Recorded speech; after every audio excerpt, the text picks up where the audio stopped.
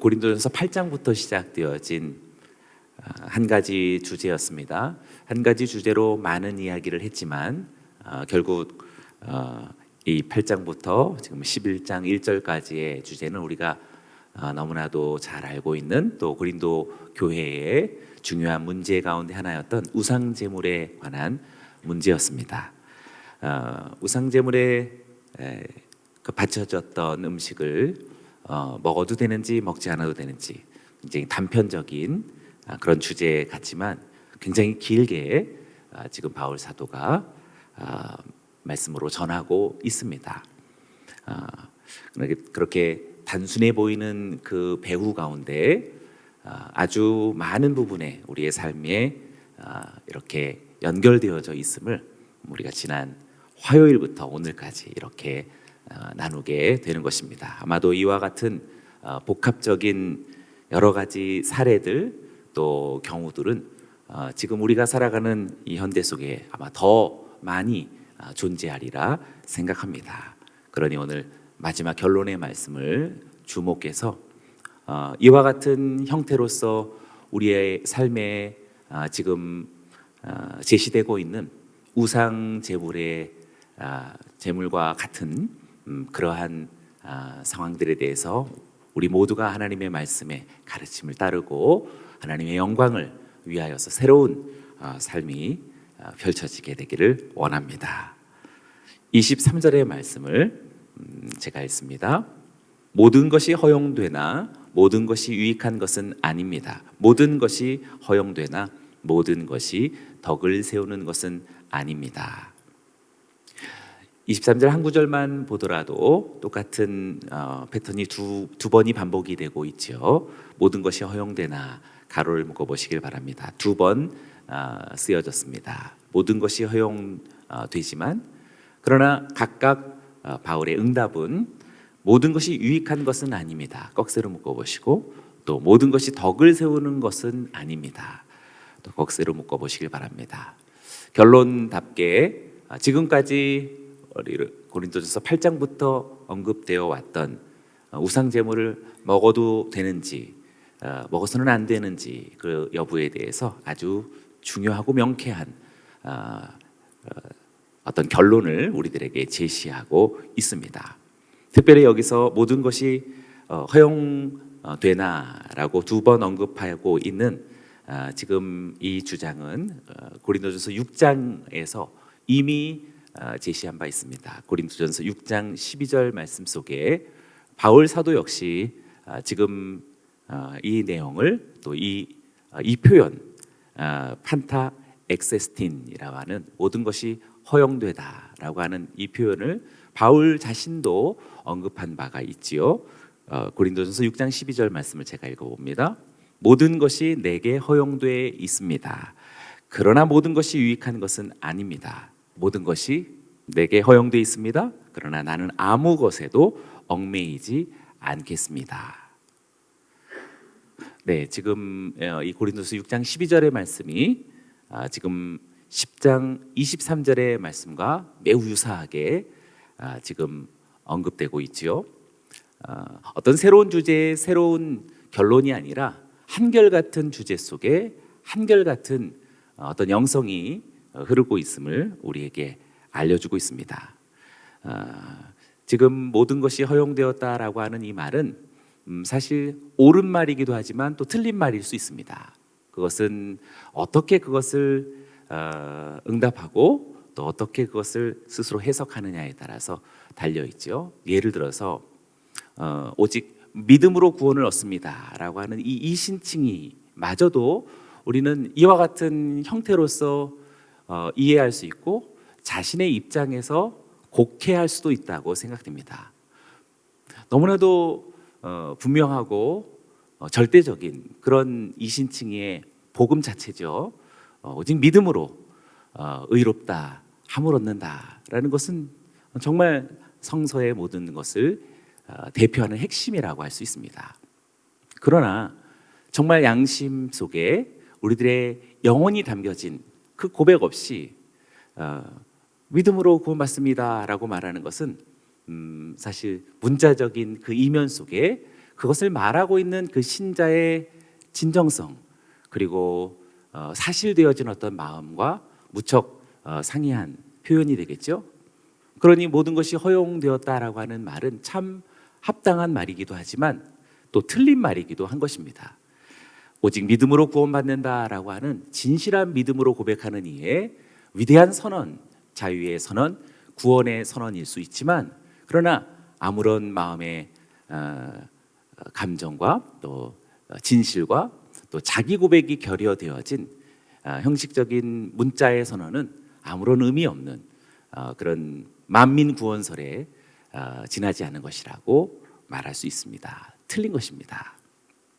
이와 같이 지금 모든 것이 허용되었다라고 23절에서 두 번 언급하고 있는 이 표현은 고린도 교회 성도들 중에 일부들이 많이 주장하던 그런 원리와 원칙이기도 합니다. 틀림없이 앞서 고린도전서 6장에서 바울이 말하던 그러한 견해, 그러한 신앙적인 선언을 잘못 이해한 경우이기도 하죠. 오늘날처럼 이신칭의의 복음을 우리가 마음으로 다 하지 못하고 잘못 이해하는 그것과 마찬가지입니다.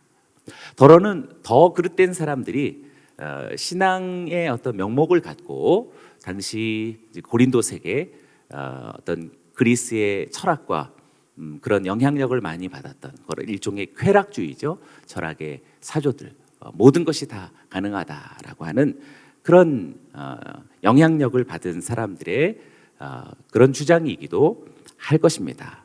오늘날 우리들에게도 자신의 가치, 자신의 어떤 독창성, 자신의 어떤 자유, 자신의 어떤 그런 개성을 너무 강조한 나머지 내가 원하는 것을 하라라는 특별히 우리 청소년들에게 다른 사람을 따라하지 말고 너가 정말 원하는 것을 하라. 어떻게 보면 좋은 말이기도 하고 비전과 야망을 주는 도전을 주는 말이기도 하겠지만 또 한편으로는 책임지지 않는 에피크로스 학파의 일종의 쾌락주의로서 너 마음대로 하라 라고 말하기도 합니다. 히피족의 출현은 일종의 그런 양상이라고 말할 수 있습니다. 자기 자신의 개성과 자기 자신의 자신만의 어떤 의미를 표현하는 좋은 면으로 출발한지는 모르겠지만 세상에 얼마나 많은 혼돈을 가져다 주는지 우리는 잘 알 수 있습니다. 지금 무상제물에 관한 이 주제도 역시 오늘날 우리가 살아가는 이 현대적 삶과 아주 밀접하게 관련되어 있는 것이라고 말할 수 있습니다. 그렇다면 이제 바울은 그러한 아주 옳은 것이지만 오해할 수 있는 견해 혹은 이 세상의 시류를 따라가고 있는 그런 영향력에 따르는 그 견해에 대해서 바울은 이렇게 두 가지 원리를 제시합니다. 그래서 아까 23절에 꺽쇠로 대칭이 됐던 것인데요. 모든 것이 유익한 것은 아닙니다 라고 재조정하고 있죠. 그리고 모든 것이 덕을 세우는 것도 아닙니다 라고 두 가지를 말하고 있습니다. 어떻게 이렇게 모든 것이 허용되었다, 모든 것이 다 가능하다라고 말하면서 왜 또 한편으로는 유익한 것이 아니며 모든 것이 덕을 세우는 것도 아니다라고 말했을까요? 24절에서 그 분명한 기준이 우리들에게 들려옵니다. 24절은 우리 한번 같이 읽어보겠습니다. 시작. 남의 유익을 구하십시오. 24절에 우리가 별표를 3번 해보시길 바랍니다. 어떻게 보면 지금 우상제물에 관한 이 문제를 관통하고 있는 가장 중요한 핵심이 24절 속에 빛나고 있다라고 생각합니다. 이 구절은 24절은 그리스도인이 가져야 할 정말 근본적인 삶의 기본 원칙이다라고 말할 수 있습니다. 모든 것이 허용되었다라고 하는 이런 위대한 자유의 선언의 원칙은 맞는 말이지만 엄격하게 관계적 상황 속에서만 규정되어질 수 있는 위대한 대자유다라고 말할 수 있습니다. 그것이 참으로 맞는 것은 하나님의 말씀이죠. 하나님 안에서 우리 모든 것이 가능하다라고 말하지만 하나님 그 자신이 성삼위 하나님이시다라는 사실에 그 모든 명제는 관계적인 것이다라고 생각할 수 있는 것입니다. 그래서 우리 세상의 소금과 빛이라는 금년에 우리에게 주신, 오늘 이 교회에 주신 이 목표, 또 이 비전의 말씀은 산상수훈 속에 들려오는 말씀이죠. 산상수훈을 관통하고 있는 한 가지 핵심 구절을 제시해 보라고 한다면, 말해보라고 한다면 황금률이라는, 그래서 별칭이 붙어 있는 것입니다. 황금률. 마태복음의 황금률, 산상수훈의 황금률, 딱 하나로 말한다면 무엇이냐? 그것이 마태복음 7장 12절입니다. 유명한 7장 12절 말씀, 우리 자막을 보면서 한번 같이 읽어보시죠. 시작. 그러므로 모든 일에 내가 대접받고 싶은 만큼 남을 대접하여라. 이것이 바로 율법과 예언서에서 말하는 것이다. 모든 율법과 예언서에서 말하는 근본적인 원칙은 내가 대접받고 싶은 만큼 남을 대접하라. 우리들의 모든 행동 양식은 관계적인 것 속에서 비로소 시작된다라는 사실을 우리들에게 알려주고 있습니다. 산상수훈, 곧 천국 백성이 살아가는 삶에 대해서 주님께서 가르쳐 주셨을 때 모든 주님의 백성들, 주의 제자들은 이렇게 행동하며 살라라는 것에 대한 총요약, 이것이 마태복음 7장 12절 황금률입니다. 그래서 하나님의 복음의 말씀 속에 근본적인 핵심은 이타성에 있다라는 것을 우리에게 알려주고 있습니다. 그리스도인들은, 그리고 하나님의 백성들은, 예수님의 제자들은 이타성을 가지고 살아가는 사람들이라고 한마디로 말할 수 있는 것입니다. 그러니 오늘날 우리들에게 자신의 자유와 자신의 권익, 또 인권, 모든 어떤 자신의 권리와 자신의 어떤 세계를 주장하고 있는 이 시대는 맞는 것 같으면서도 사실 엄청나게 틀린, 뭔가 모순된, 또 잘못된 길로 접어 들어가고 있는 것이다라고 생각합니다. 그러니 우리는 더욱더 복음으로 돌아서야 하고, 복음으로 말미암아 성삼위 하나님께서 서로 관계적인 그런 공속적인, 서로 공속적인 관계 속에서 하나님의 신비가 오늘 우리들에게도 비로소 영성이 될 때에 우리 남을 위해서 살아가고 다른 이유를 위해서 자신을 내어주는 삶이 불가피하다라고 말할 수 있겠습니다. 그래서 바울도 고린도 성도들이 자신의 권리, 자신의 어떤 주장, 자신의 자유보다도 오히려 공동체적인 유익과 서로의 덕을 더 귀한 것으로 여기는 것이 중요하다라고 권면하고 있는 것입니다. 사랑하는 여러분, 오늘 우리들에게 새로운 한 주간이 펼쳐졌습니다. 오늘 이 하루도 내가 뭘 할까라고 하는 자기 자신에게 집중된 자신의 시간, 자신의 권리, 자신의 재정, 자신의 어떤 기회, 여기에 너무 골몰하지 마시고 오직 하나님의 말씀을 따라 주님의 복음이 누구에게로 향하고 누구를 배려하고 누구를 사랑해야 하고 누구를 섬겨야 할지 오늘 방향이 달라질 수 있는 저와 여러분들이 되기를 주의 이름으로 축원합니다. 바울은 이와 같이 그리스도인들의 성도의 자유와 권리에 대한 원리를 설명한 후에 두 구절을 통해서 어떻게 보면 벌써 결론을 내렸다라고 말할 수 있겠죠. 이어서 우리 세 가지의 사례를 아주 자상하게 우리들에게 제시해주고 있습니다. 25절과 26절에서 첫 번째 사례가 등장합니다. 제가 있습니다. 시장에서 파는 것은 어떤 것이든 양심의 거리낌이 생기지 않도록 묻지 말고 드십시오. 이는 땅과 거기 충만한 것이 다 주의 것이기 때문입니다.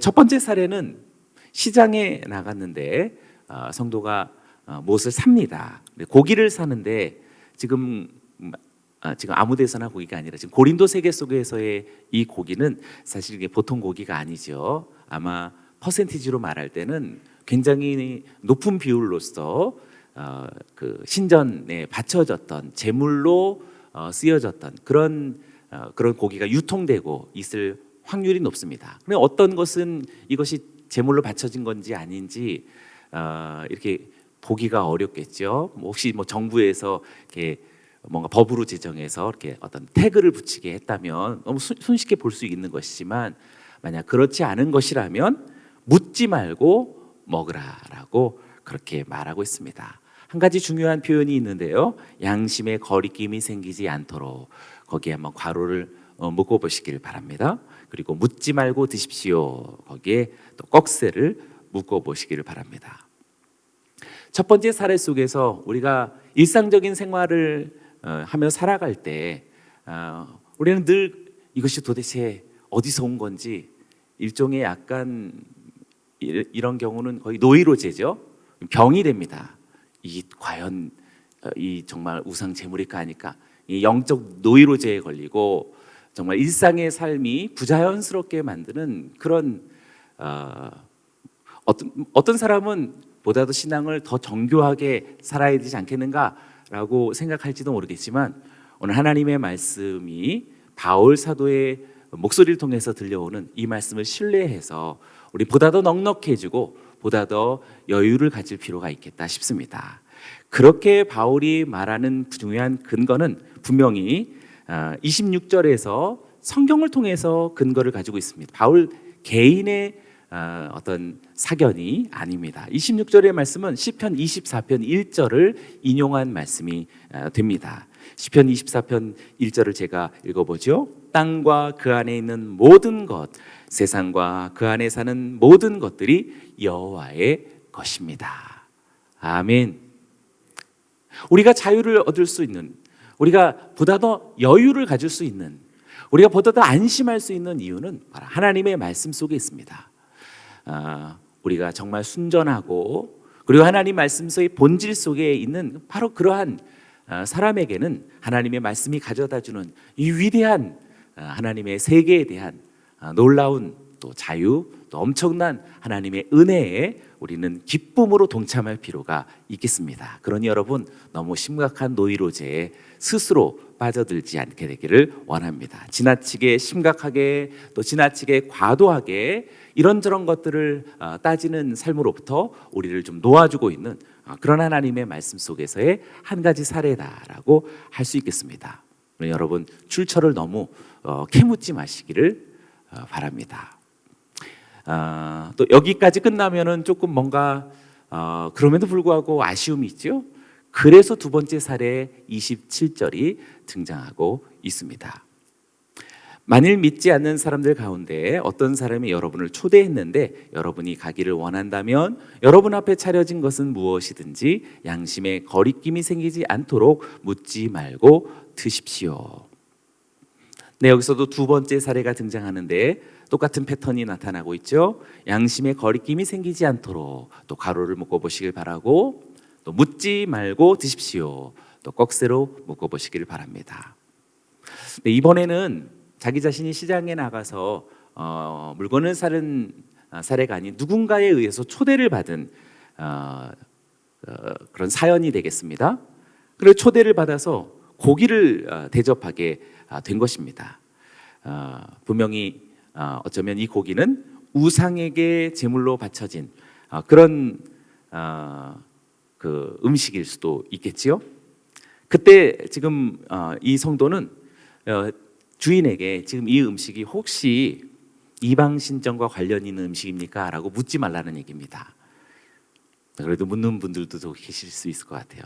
근데 묻는 것은 물을 수도 있고 안 물을 수도 있는 것이 아니라 묻는 것은 옳지 않은 것이다라고 지금 사도는 우리들에게 말해주고 있습니다. 그것은 신학적으로도 불필요한 것일 뿐만 아니라 사실 상대방에게 순간적으로 양심이 흔들릴 수 있고 동요될 수 있고 이상해질 수 있는 나아가서 결례가 될 수 있는 상황이다라는 것을 우리들에게 말해주고 있습니다. 그렇게 이상한 형국을 만들지 말고 먹어라라고 이야기합니다.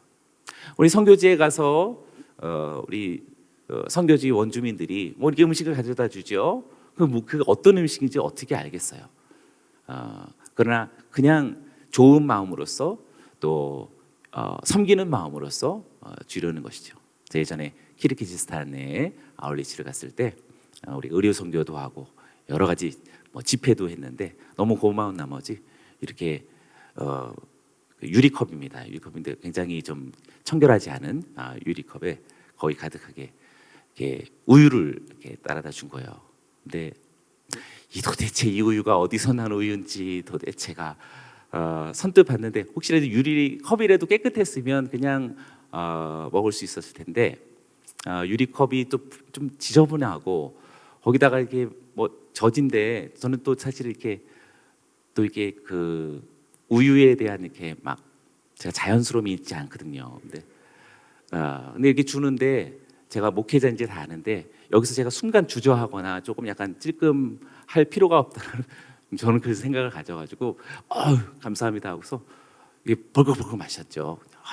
그래서 맛있다 그랬는데 굉장히 신 어떤 그런 맛이 나중에 보니 말젖이었습니다. 그래서 나중에 막 뭐 알딸딸하고 취해가지고 제가 우리 선교사님도 잘 드시더라고요. 그래서 아무튼 그랬습니다. 그분은 굉장히 뭐 살해하는 마음으로 저희에게 가져다 주었던 그런 음식이었습니다. 근데 거기서 어디서 난 것입니까? 뭐 어떻게 만든 것입니까? 라고 묻는다면 순간적으로 그분의 어떤 선의는 깨지겠고 또 순간적으로 그분은 지금 내가 뭔가 잘못한 건가? 라고 하는 양심의 어떤 대단한 어떤 불안정한 상황을 초래한 순간적으로 나중에는 수습해도 수습되지 않습니다. 그러니 그냥 웰컴으로 받는 것이요 초대에 응하는 것이 마땅하다 생각됩니다. 오늘날 우리나라의 선교사님들이 오셔서 복음을 전하실 때 얼마나 많은 것들이 비나이다와 관련되어진 것들로 우리 선교사님들을 접했을까요? 너무나도 많았을 것이라고 생각합니다. 그때마다 철저하게 규명하고 자세하게 조사하는 선교사님들이 있었다면 그분은 조금 잘못하신 분들이었으리라 생각합니다. 그래서 두 번째 사례를 통해서 오늘 우리들에게 첫 번째 사례와 함께 하나님이 우리에게 주신 선한 양심과 그리고 순전한 자유를 가지고 우리는 얼마든지 하나님의 영광과 그리고 많은 사람들의 어떤 선의에 대해서 화답할 수 있는 그런 삶이 우리들에게 펼쳐질 수 있음을 알게 됩니다. 그러나 여기까지만 사례가 주어져도 또 무엇인가 아쉬움이 있습니다. 그래서 세 번째 사례가 주어지는 것입니다. 28절의 말씀은 함께 같이 읽어보겠습니다. 시작. 그러나 만일 누가 여러분에게 말해준 사람과 양심을 위해서 먹지 마십시오. 네, 세 번째 역시 동일한 패턴으로 나타나고 있죠. 먹지 마십시오에 꺽쇠로 묶어보시고 말해준 사람과 양심을 위해서 거기서 괄호를 묶어보시기를 바랍니다. 세 번째 사례는 만일 초대한 그 주인이 음식을 차려놨는데 이것은 우상에게 드렸던 제물입니다. 정말 뭘 알고서 이렇게 얘기한 건지 아니면 무슨 얘기하다가 뭐 이 음식은 아폴로 신전 그래서 값싸게 제가 샀죠. 그 신전에 가서 품질도 좋고 가격도 쌌습니다.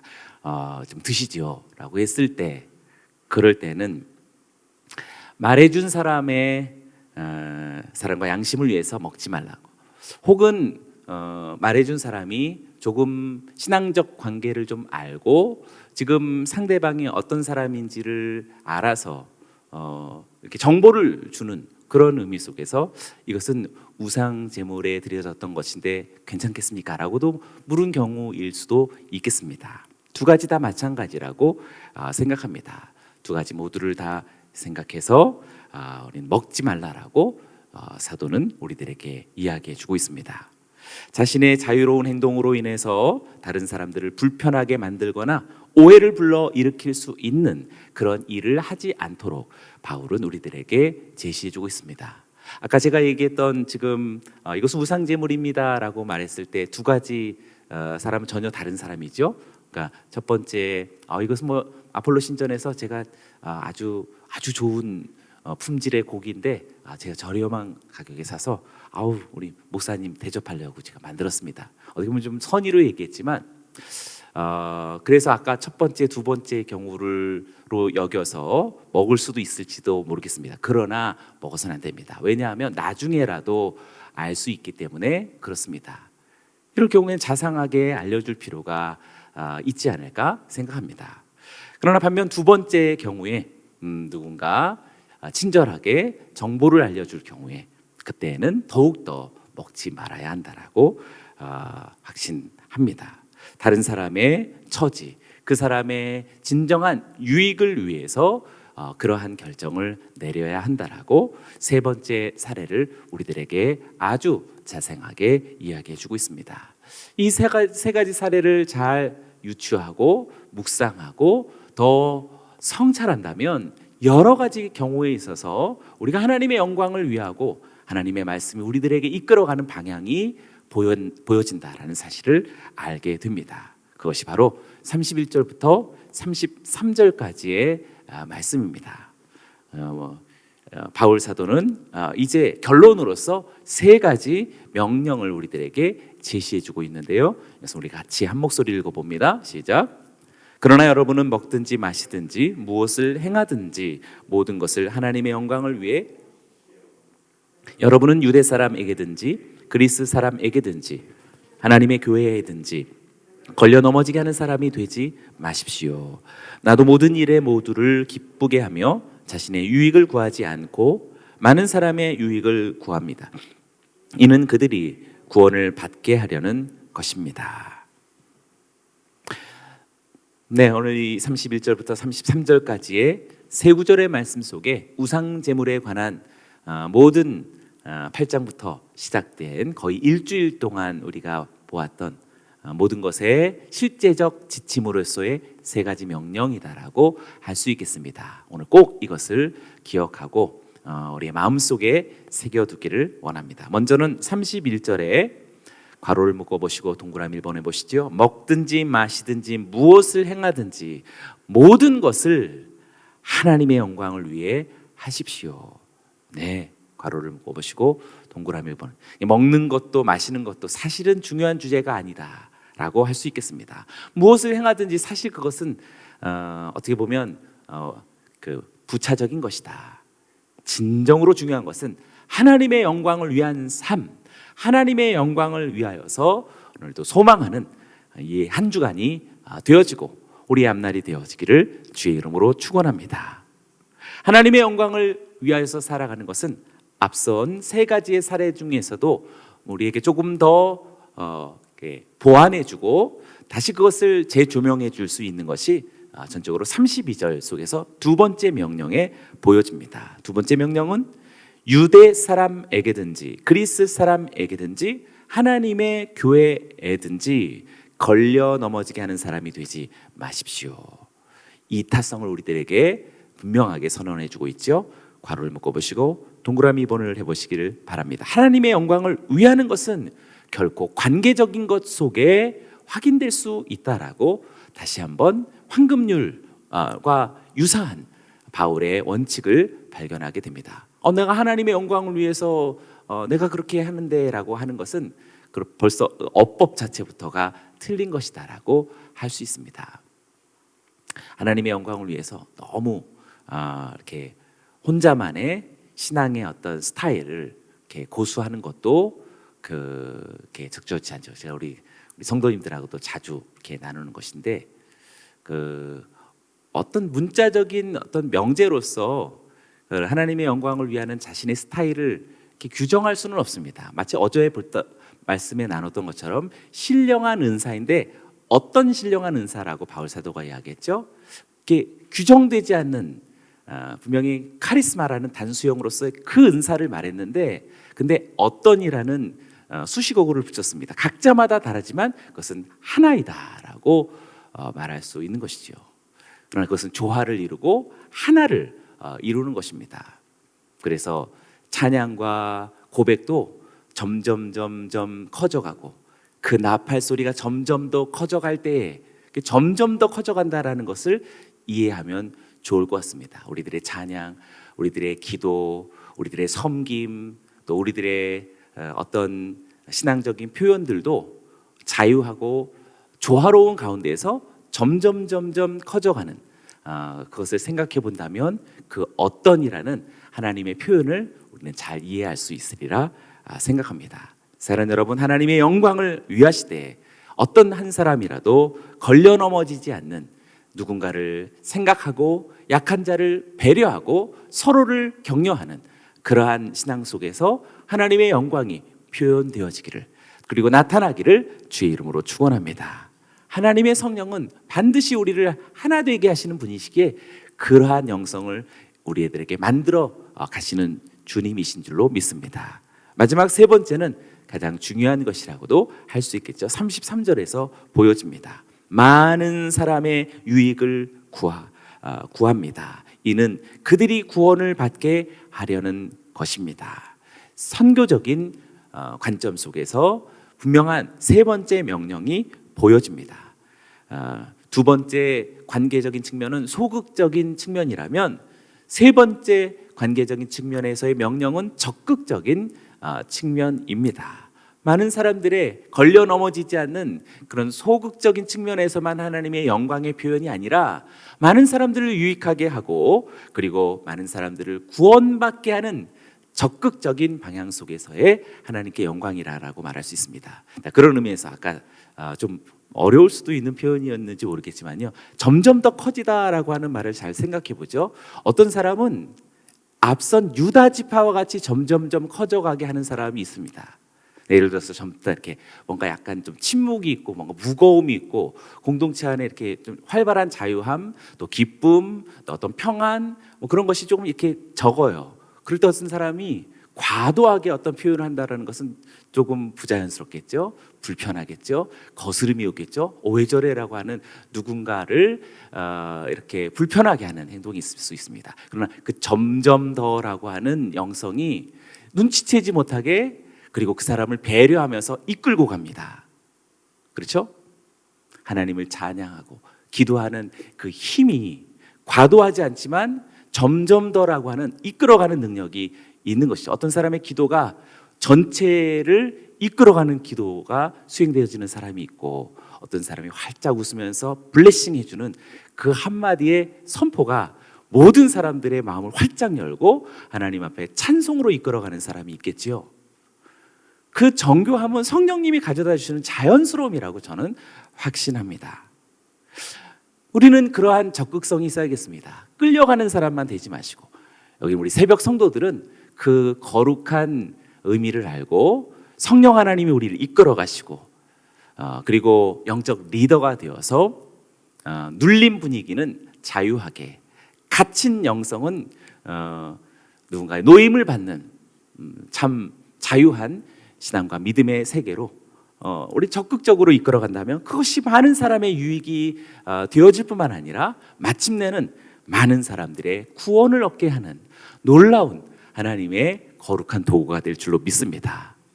실로 바울 사도가 그랬던 것이지요. 바울 사도는 유대인에게는 유대인의 모습으로 슬며시 다가와서, 그리고 이방인에게는 이방인에게로 슬며시 이방인처럼 다가가서 거기에 머물러 있지 않고, 그리고 하나님의 형상으로까지 이끌어가는 그런 점점 더 커져가는 하나님의 보좌 앞으로 이끌어가는 그런 능력이 있는 사도였음을 알게 됩니다. 신앙생활은 그렇습니다. 평면적으로 쳇바퀴를 도는 신앙이 아닙니다.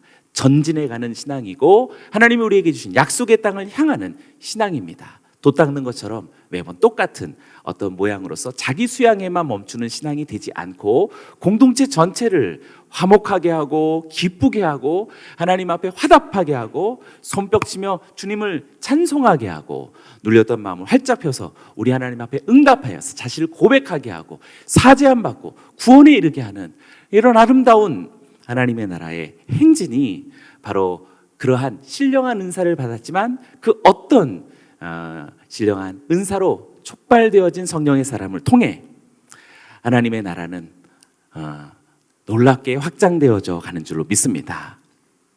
그래서 오늘 말씀을 보면서 딱 10장까지 끊었으면 좋겠는데, 또 굳이 11장 1절로 끊을 이유가 무엇이었을까요? 네, 여기까지 우상 제물의 문제가 끝난다라고 말할 수 있기 때문에 정교하다라고 합당하다라고 생각됩니다. 생명의 삶에게 고맙다라고 말하고 싶습니다. 11장 1절의 말씀을 읽고 마치겠습니다. 시작. 내가 그리스도를 본받는 것처럼 여러분은 나를 본받는 사람들이 되십시오. 명쾌하다라고 생각됩니다. 나를 본받는 자가 되십시오라고 하는 이 말은 우리들에게 뭐 여러 가지로 해석될 수 있고 이미 여러분들께서 묵상한 그대로라고 생각합니다.